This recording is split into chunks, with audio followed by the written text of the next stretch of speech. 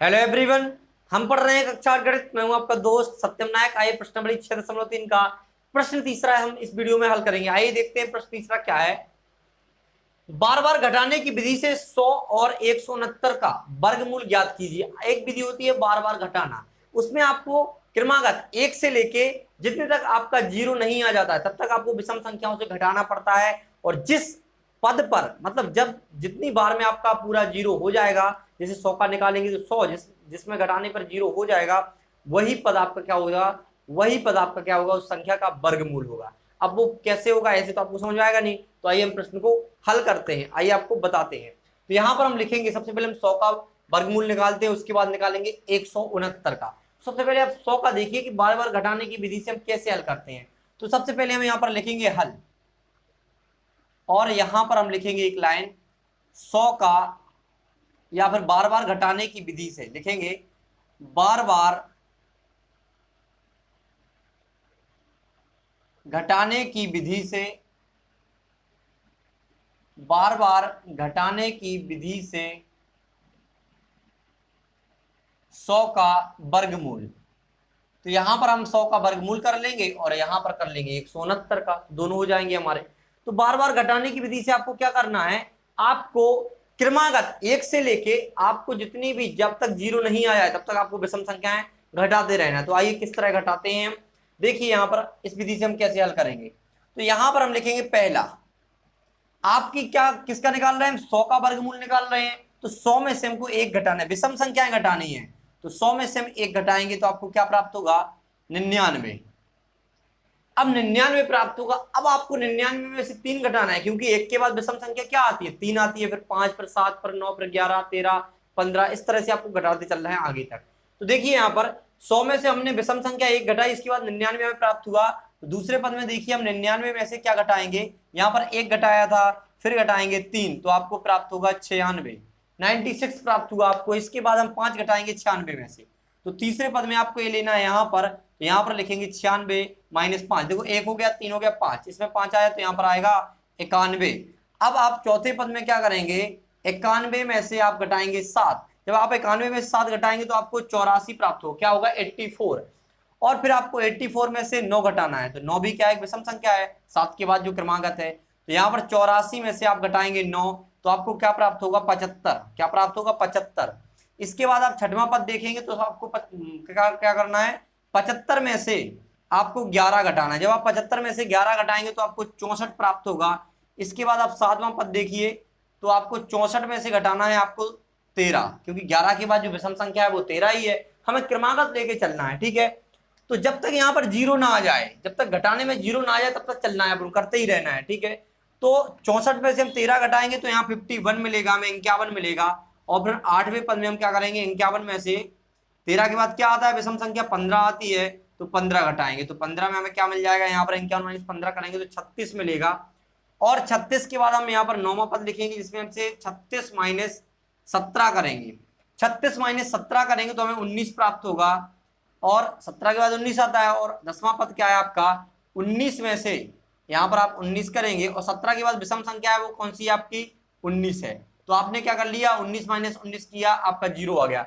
मतलब 10वें पद में आपको घटाने पर जीरो प्राप्त हो रहा है। इसी तरह से आपने क्रमागत विषम संख्याओं से 100 को लगातार घटाया है। देखो 100 को घटाया तो 99, फिर 99 घटाया आपने, फिर उसके बाद जो आपको प्राप्त हो गया, बाकी आप सीधे घटाते आए, तो आपको 10वें पद में क्या मिल रहा, जीरो मिल रहा। तो आपको 10वें पद में जीरो मिल रहा, तो 10 ही क्या है, पद की संख्या। जिस पद में आपका जीरो प्राप्त हो वही पद, उसी पद की संख्या उस संख्या का वर्गमूल हो जाएगा। जैसे 10वें पद में हमें क्या मिल रहा, जीरो मिल रहा। तो यहां पर हम लिखेंगे, क्या लिख देंगे, यहां पर लिखेंगे 100, यहां पर 100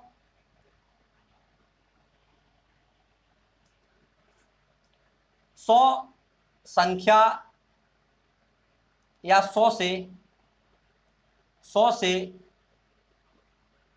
क्रमागत 100 से क्रमागत विषम संख्याओं को, क्योंकि क्रम से घटा रहा है 1, 3, 5, 7 इस तरह से, तो यहां पर लिखेंगे 100 से क्रमागत विषम संख्याओं को, 100 से क्रमागत विषम संख्याओं को घटाने पर कौन सा पद आपको, 10वां पद, 10वां पद पर जीरो प्राप्त हो रहा है। क्या प्राप्त हो रहा है आपको, जीरो प्राप्त हो रहा है। अतः, तो जिस पद पर आपको जीरो प्राप्त हो वही पद की संख्या क्या कहलाता है, आपका वर्गमूल होगा। जैसे आपको 100 का घटाने पर, बार बार घटाने पर 100 में से क्रमांक विषम संख्याओं को, यहां पर आप 100 में से 1 घटाया तो 99, आपका 99 में से 3 घटाया, इस तरह आपको 10वें पद में जीरो मिल रहा है, तो दो 10 संख्या पद की संख्या क्या होगी, इसका वर्गमूल होगा। तो यहां पर अतः 100 का वर्गमूल क्या होगा, 100 का वर्गमूल 10 होगा, और हमें पता है होता भी है, ठीक है। तो अंडर रूट 100, इसका वर्गमूल क्या निकल के आया, 10। तो इस तरह से आप इसको हल कर सकते हैं। इसी तरह से हमको क्या करना है, 169 का वर्गमूल निकालना है बार बार घटाने की विधि से। तो इसमें जिस पद पर जीरो आ जाएगा वही पद की संख्या क्या हो जाएगा, इसका वर्गमूल हो जाएगा। जैसे यहां पर 10वें पद पे आया तो 10 इसका वर्गमूल हो गया। वैसे ही हम यहां पर लिखेंगे बार बार घटाने की विधि से, बार बार घटाने की विधि से 169 का वर्गमूल, बार बार घटाने की विधि से 169 का वर्गमूल। तो आप लिखेंगे 169 में सबसे पहले विषम संख्या आप क्या घटाएंगे, 1 घटाएंगे, तो आपको क्या प्राप्त होगा, 168। क्या प्राप्त होगा, 168। फिर दूसरे में आप क्या करेंगे, यहां पर ऐसा करो, 1 लिखो यहां पर 2, ठीक है। फिर 168 में से आप 1 के बाद विषम संख्या क्या आती, 3 आती है, तो आप यहां पर लिखेंगे तो आपको 165 प्राप्त होगा। इसके बाद आप तीसरा देखेंगे तो तीसरे में क्या करेंगे आप, 165 जो आपको प्राप्त हो इसमें से घटाएंगे आप 5, तो आपको 160 प्राप्त होगा। इसके बाद चौथा देखिए, 160 में से आप 7 घटाएंगे तो आपको 153 प्राप्त होगा। फिर आप 5वें पद में 153 में से क्या घटाएंगे, 7 के बाद क्या आता है, विषम संख्या। 153 में से 7 के बाद क्या क्या आता है, विषम संख्या 9 आता है। तो 153 में से 9 घटाएंगे तो आपको 144 मिलेगा। इस तरह से आपको घटाते चलना है। इसके बाद छठवां पद देखेंगे तो 144 में से आप क्या घटाएंगे, 9 के बाद 11 आता है विषम संख्या में, तो 11 घटाएंगे तो आपको मिलेगा यहाँ पर 133। इसके बाद 7वें पद में आप 133 में से 11 के बाद विषम संख्या क्या आती है, 13 आती है, तो 13 घटाएंगे तो यहाँ पर 133 माइनस 13, तो यहाँ पर 120 प्राप्त होगा। आपको क्या होगा, 120। तो इसके बाद अब क्या करेंगे हम, 120 माइनस 15 करेंगे क्योंकि 13 के बाद 15 आती है, तो 120 माइनस 15 करेंगे, यहाँ पर एक लिखा है, यहाँ पर 120 माइनस 15 करेंगे आपको तो यहाँ पर 105 मिलेगा। आपको क्या मिलेगा, 105। फिर 9वां पद में आप लिखेंगे 105 माइनस 15 के बाद 17 आती है विषम संख्या, तो यहाँ पर 17 माइनस करेंगे तो 105 माइनस आप 17 करेंगे तो आपको 88 प्राप्त होगा। क्या प्राप्त होगा आपको, 88। और फिर आप 10वें पद में क्या करेंगे, 88 में से 19 माइनस करेंगे क्योंकि 17 के बाद 19 आता है, तो आपको क्या प्राप्त होगा, 69 प्राप्त होगा, 69। क्या प्राप्त होगा आपको, 69 प्राप्त होगा। तो 88 में से 19 माइनस कर दे, 19 के बाद क्या आता है आपका 21 आता है, तो 11वें पद में लिखेंगे हम 69 माइनस 21, तो आपको क्या प्राप्त होगा यहाँ पर 48। क्या प्राप्त होगा, 48, 48 मिलेगा आपको। फिर इसके बाद 12वें पद में हम देखेंगे यहाँ पर 48, यहाँ पर 48 लिखेंगे। 21 के बाद क्या आता है आपका 23 आता है, ठीक है, 23, तो 23 आता है, तो 23 में आपको क्या मिलेगा, 12वें पद में 25 मिल जाएगा। 48 माइनस 23 करेंगे 25 मिल जाएगा। और यहाँ पर आपको 13वें पद में देखिए यहाँ पर 25 में से आप घटाएंगे, देखो 23 के बाद जो विषम संख्या वाला पद है कौन सा आता है, 25 आता है। 24 तो सम संख्या वाला है, 23 के बाद 25 आता है, तो यहाँ पर 25 पहले से यहाँ आ गया था, तो इसमें से फिर हम क्रमागत विषम संख्या 25 घटाएंगे जिससे हमें 0 प्राप्त होगा। तो आप देख रहे होंगे यहाँ पर हमें 13वें पद में क्या मिल रहा है, 0।